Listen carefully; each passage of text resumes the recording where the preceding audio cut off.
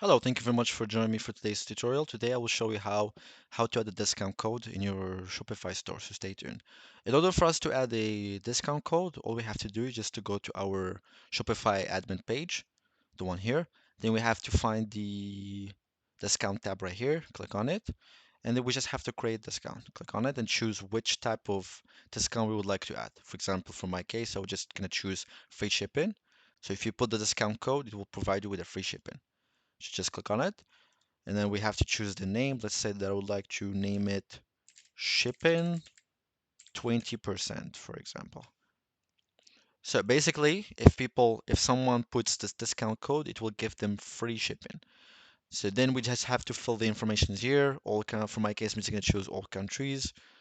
And then what's the minimum purchase requirement? Is it for all customers? So we just have to fill all the information here, also the start date and the time if you would like to also prefer to add the end date.